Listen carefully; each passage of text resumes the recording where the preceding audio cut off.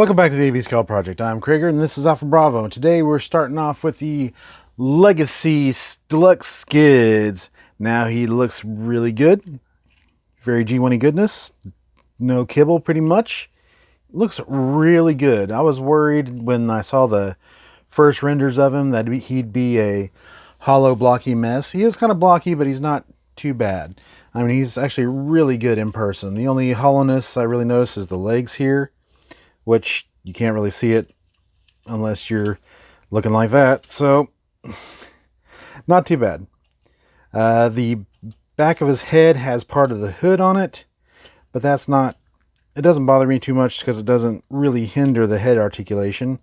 And as far as articulation, he's got pretty much everything you want. He's even got a wrist swivel in there, the thigh swivel, the knee, everything, extreme ankle tilt.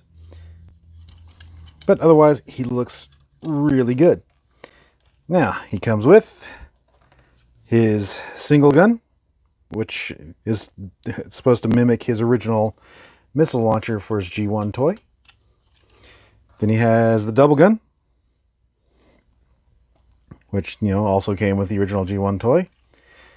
But instead of the G1 gun, we get this Energon gun axe thing that you're supposed to be able to combine with other Energon weapons of other figures.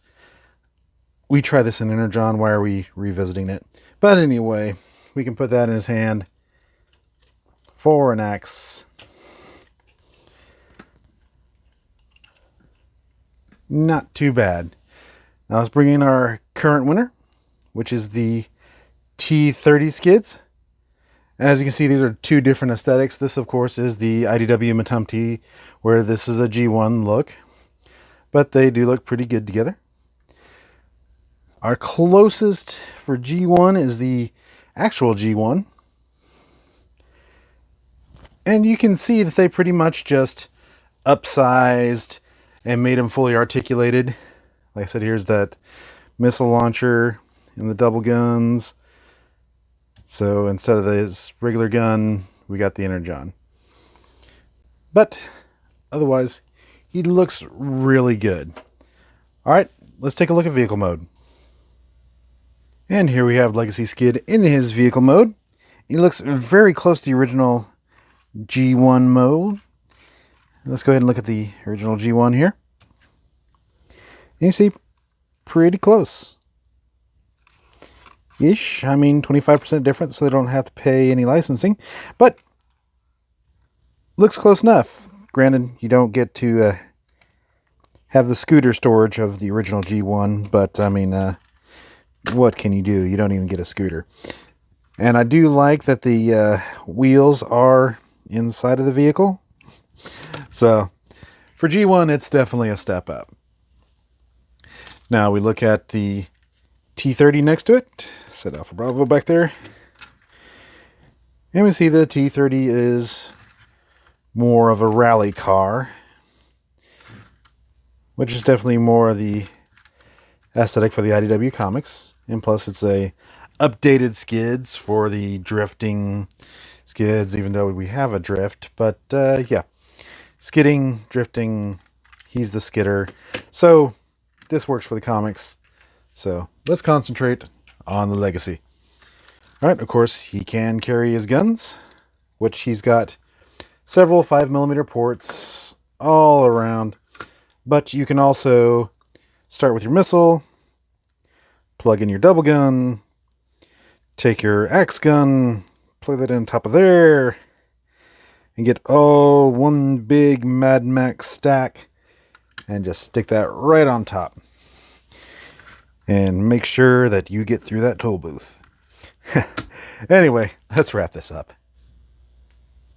So is this our new skids?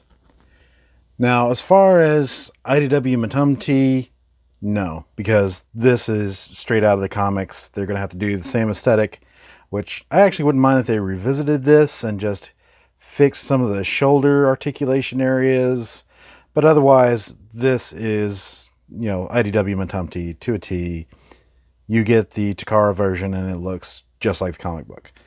Now for G1, this is definitely our new winner for G1. So for Skids, G1, buy the Legacy. For IDW McTumT, stick with the T30. On to the next one. Next up we have Legacy Deluxe Rc. Now this is more the Prime Arcee. They kind of took the Prime Arcee and tried to G1 her up, and which I don't think was fully successful. I mean, let's go ahead and take a look at her. I mean, she has a prime-ish head sculpt with a little bit of pink added to, homage the regular RC. Looks pretty neat. Comes with these arm blades, which are just kind of half circles. Again, you can merge them with the weapon that came with Skids or any of the other Legacy, or you can put them together to make a circle. That's a thing you can do. But otherwise, her kibble is pretty chunky there. And I don't really like that back profile. You see all that stuff on the back of the legs and her heel spurs, and not very attractive unless she keeps on wanting to do that. There's no clipping, no locking, no nothing. She just kind of sits there. So overall, not too impressive right out of the gate. So our current winner, of course, is a G1 RC. So you can tell, different aesthetic. So we're talking a whole new character. So if we're talking a whole new character, then we've got to go through our whole process. So 1 second. So here we have Prime Arcee, who is pretty much featured in the Prime cartoon and the Red 2015 comics and one scene in Cyberverse. So let's look at our toys. The Fun Pub Flame War is standing in for the original version of the mold, which was the Robots in Disguise mold, and for the Beast Hunters mold that this is a direct repaint of. Otherwise, these are the rest of your options. Now, as far as size, just from our choices here, let's keep her deluxe. So we'll remove the Cyberverse and the Arms Micron. For playability, we'll remove the red. Although it's arguably one of the best looking ones, it doesn't have an alt mode, so it's out. So we're down to the Ridden Beast Hunters, the first edition, and the Legacy. And when you line up Legacy against the other molds, you see that it's lacking. So for aesthetics, we'll remove the Legacy. Between the remaining Prime molds, I think we can remove the Beast Hunters just because the extra bat wings and pointy bits they added on her, but you can still keep the original Rid.